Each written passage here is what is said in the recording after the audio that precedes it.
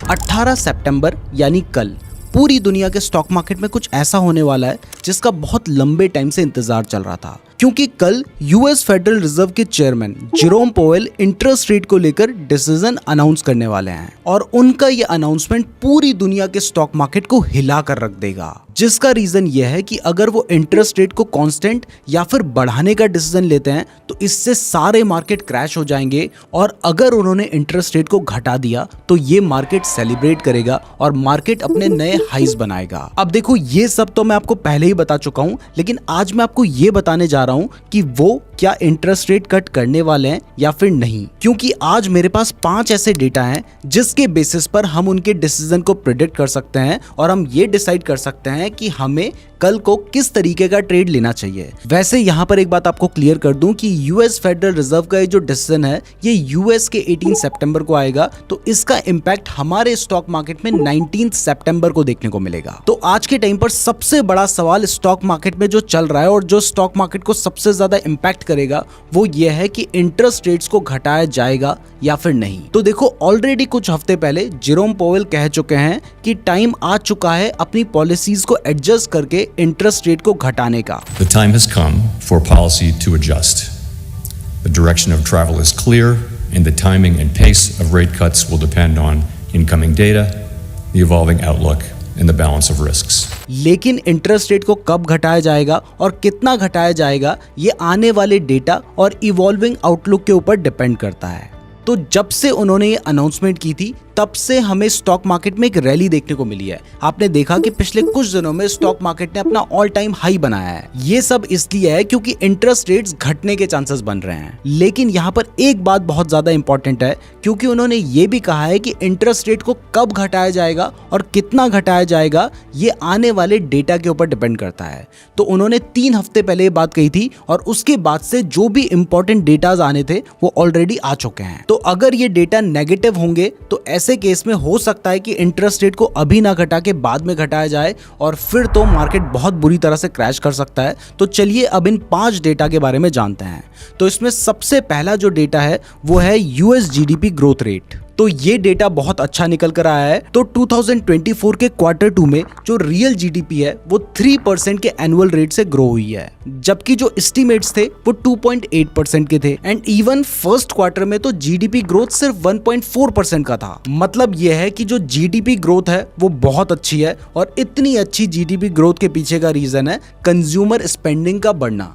तो ऐसे केस में जब जीडीपी ग्रो कर रही है तो ये इकोनॉमी के लिए बहुत अच्छा है, और ऐसे टाइम पर इंटरेस्ट रेट के बढ़ने का तो सवाल ही पैदा नहीं होता है। बट सिर्फ जीडीपी के बेसिस पे वो डिसीजन नहीं लेंगे, इसके अलावा भी बहुत सारी चीजें हैं। और सोचो, अगर आपको पता हो कि परसों मार्केट बढ़ सकता है या घट सकता है तो फिर इस केस में आप क्या क्या कर सकते हैं। तो आगे के डेटा के बारे में भी जानेंगे, लेकिन उससे पहले अगर आपको वीडियो पसंद आ रही है तो वीडियो को लाइक और चैनल को सब्सक्राइब जरूर कर दीजिएगा। और अगर आप स्टॉक मार्केट में इन्वेस्ट या ट्रेड करने के लिए बेस्ट डीमैट अकाउंट खुलवाना चाहते हैं तो जिस डीमैट अकाउंट को मैं यूज करता हूं मैंने उसका ही लिंक आपको डिस्क्रिप्शन पे दे रखा है, तो डिस्क्रिप्शन जरूर चेक कर लीजिएगा और वहां से अपना फ्री डीमैट अकाउंट जरूर खुलवा लीजिएगा। अब यहां पर अगर आपके माइंड में एक सवाल आ रहा है कि इंटरेस्ट रेट घटने से स्टॉक मार्केट को क्यों फर्क पड़ता है, तो वैसे तो इस सवाल का जवाब मैं अपनी पिछली वीडियो में भी दे चुका हूं, लेकिन शॉर्ट में फिर भी बता देता हूं कि देखो, जितनी भी बड़ी बड़ी कंपनीज होती है ना, ये लोन लेकर ही बिजनेस करती हैं। तो जब इंटरेस्ट रेट को बढ़ाया जाता है तो जितनी भी लिस्टेड कंपनीज हैं जो लोन लेकर बिजनेस कर रही हैं उनको ज्यादा पैसा ईएमआई के रूप में देना पड़ेगा, और जब उन्हें ज्यादा पैसा देना पड़ेगा तो ऐसे में उनके जो प्रॉफिट होंगे वो घटेंगे, और ये स्टॉक मार्केट के लिए नेगेटिव है। जबकि अगर इंटरेस्ट रेट को घटा दिया जाता है तो ऐसे में उन्हें कम पैसा इंटरेस्ट के रूप में देना पड़ेगा, और जो कंपनीज के प्रॉफिट्स हैं वो बढ़ जाएंगे, जो कि स्टॉक मार्केट के लिए पॉजिटिव है। इसके अलावा भी बहुत सारे रीजन होते हैं। तो इसलिए इंटरेस्ट रेट का घटना इतना ज्यादा इंपॉर्टेंट है, और अगर यूएस के स्टॉक मार्केट में कुछ होगा तो इसका जो इंपैक्ट है वो पूरे वर्ल्ड में पड़ेगा। और इवन अगर मान लीजिए यूएस में इंटरेस्ट रेट्स घटाए जाते हैं तो हो सकता है कि अगली जो हमारी आरबीआई की मीटिंग है उसमें इंडिया में भी इंटरेस्ट रेट्स को घटा दिया जाए। तो पहला तो जेरेमी पोवेल साहब बोल चुके हैं कि इंटरेस्ट रेट घटाने का वक्त आ चुका है। दूसरा, देखो, जीडीपी अच्छे से ग्रो कर रही है, लेकिन अभी बहुत सारा डेटा बचा हुआ है। तो इसमें जो तीसरे नंबर का डेटा है वो है यूएस का जॉब डेटा। ये डेटा हर मंथ आता है, और अगस्त का जो डेटा है वो 6 सितंबर को ऑलरेडी आ चुका है। तो इसके अकॉर्डिंग पिछले 5 महीने में पहली बार यूएस का जो अनएम्प्लॉयमेंट रेट है वो घटा है, और ये 4.2% से घटकर 4.1% पे आया है, क्योंकि पिछले महीने यूएस में 1,42,000 लोगों को नौकरी मिली है। तो इससे हमें पता चलता है कि यूएस में एम्प्लॉयर भी बढ़ रहे हैं और एम्प्लॉयज भी बढ़ रहे हैं, जो कि एक स्टेबल इकोनॉमी की तरफ इशारा करता है। और अगर इकोनॉमी स्टेबल है फिर तो इंटरेस्ट रेट बढ़ने का सवाल ही पैदा नहीं होता है। घट जरूर सकता है, लेकिन घटेगा या नहीं ये आगे आने वाले डेटा पे भी डिपेंड करता है। तो इसमें जो नेक्स्ट डेटा है वो है यूएस का सीपीआई डेटा। लेकिन आगे बढ़ने से पहले मैं आपको बता दूं कि हम लोग सोच रहे हैं कि हर महीने की शुरुआत में ही हम आपको बता दें कि कौन कौन सी डेट में क्या क्या इवेंट्स होने वाले हैं, जिससे आप थोड़ा सा सावधान हो सकें और उस टाइम पर आप स्टॉक मार्केट में सोच समझ कर डिसीजन ले सकें। तो अगर आप चाहते हैं हम ऐसी एक सीरीज शुरू करें, हर महीने के शुरू में ही आपको ये सब कुछ बता दें, तो इसके लिए कमेंट जरूर कीजिएगा। अगर आप लोगों के अच्छे खासे कमेंट आएंगे तभी हम इस सीरीज को शुरू करेंगे। मैंने इस टॉपिक के ऊपर जो लास्ट वीडियो बनाई थी उसमें मैंने बताया था कि 11 सितंबर को यूएस का सीपीआई डेटा आने वाला है। तो ये ऑलरेडी आ चुका है। सीपीआई का मतलब होता है कंज्यूमर प्राइस इंडेक्स, जो हमें यूएस में महंगाई के बढ़ने और घटने के बारे में बताता है। जैसे अगर मान लीजिए सीपीआई बढ़ा है तो इसका मतलब है कि वहां पर सामान और सर्विसेज की जो प्राइस है वो बढ़ी है, यानी महंगाई बढ़ी है। और अगर सीपीआई घटा है तो इसका मतलब है कि महंगाई घटी है। तो अगस्त मंथ का जो डेटा है इसमें जो कोर कंज्यूमर प्राइस है वो तो एक्सपेक्टेशन के अकॉर्डिंग थोड़ी सी बढ़ी है, विच इज नेगेटिव।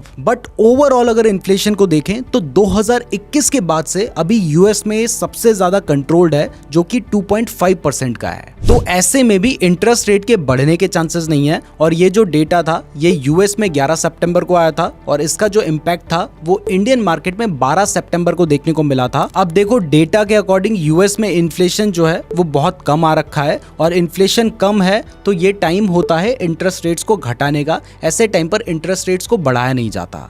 तो अब यहां से भी लग रहा है कि इंटरेस्ट रेट घट सकता है, और इसी वजह से जो निफ्टी है वो 12 सितंबर के दिन 470 पॉइंट्स बढ़कर अपने ऑल टाइम हाई पर पहुंच गया था। और ये मैंने आपको हमारी 11 सितंबर वाली वीडियो में ही बता दिया था। अब इसके बाद जो नेक्स्ट डेटा है जिसके ऊपर इंटरेस्ट रेट का घटना डिपेंड करता है वो है पीपीआई डेटा। ये डेटा भी 12 सितंबर को आना था और ये भी ऑलरेडी आ चुका है। पीपीआई की फुल फॉर्म होती है प्रोड्यूसर प्राइस इंडेक्स। अगर ये बढ़ता है तो इसका मतलब है कि जो गुड्स एंड सर्विसेज की प्रोडक्शन प्राइस है उसको बनाने में जो खर्चा आ रहा है वो बढ़ गया है। और अगर किसी चीज को बनाने में खर्चा बढ़ेगा तो आगे चलकर उसको बेचने की भी जो प्राइस होगी वो बढ़ जाएगी, और अगर बेचने की प्राइस बढ़ेगी तो इसका मतलब इन्फ्लेशन बढ़ेगा, यानी महंगाई बढ़ेगी। तो देखो ये जो पीपीआई है ये 0.2% बढ़ा है, जो कि नेगेटिव है, बट ये एक्सपेक्टेशन के अकॉर्डिंग ही बढ़ा है। तो इसका मतलब है कि इसका बहुत ज्यादा इंपैक्ट उनके डिसीजन के ऊपर नहीं पड़ेगा। अब इसके बाद जो फाइनल डेटा है वो है यूरोपियन सेंट्रल बैंक्स का इंटरेस्ट रेट डेटा। ये 11 सितंबर को आना था, ये भी ऑलरेडी आ चुका है, जिसमें यूरोपियन सेंट्रल बैंक्स की प्रेसिडेंट क्रिस्टीन लगार्डे ने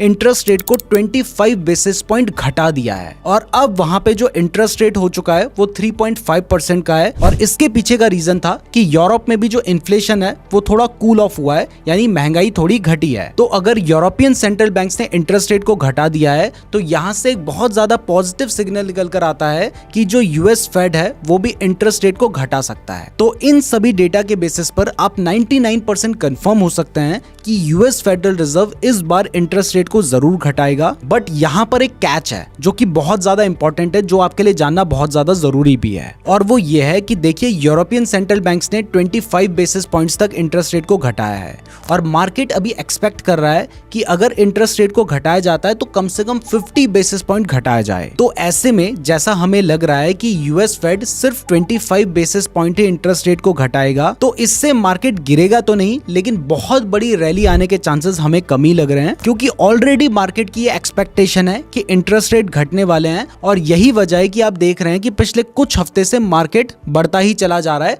तो 18 सितंबर को ये जो रिपोर्ट आएगी वो यूएस में आएगी, जिसका इंपैक्ट इंडियन स्टॉक मार्केट में 19 सितंबर को देखने को मिलेगा। तो इसलिए 19 सितंबर को बहुत सोच समझ कर ही ट्रेड कीजिएगा, और इवन 18 सितंबर को भी ओवरनाइट पोजीशन को बहुत सोच समझ के ही लीजिएगा, और जितना आप रिस्क ले सकते हैं उतना ही रिस्क वहां पर लीजिएगा। मैं उम्मीद करता हूं आपको वीडियो पसंद आई होगी। वीडियो पसंद आई है तो वीडियो को लाइक और चैनल को सब्सक्राइब जरूर कर दीजिएगा। फ्री डीमैट अकाउंट का लिंक डिस्क्रिप्शन पे दिया गया है, और अगर आप स्टॉक मार्केट के बारे में बिल्कुल बेसिक से सीखना चाहते हैं तो आप ये वाली वीडियो देख सकते हैं। डीमैट अकाउंट खुलवाने के लिए ये वाली वीडियो देख लीजिएगा।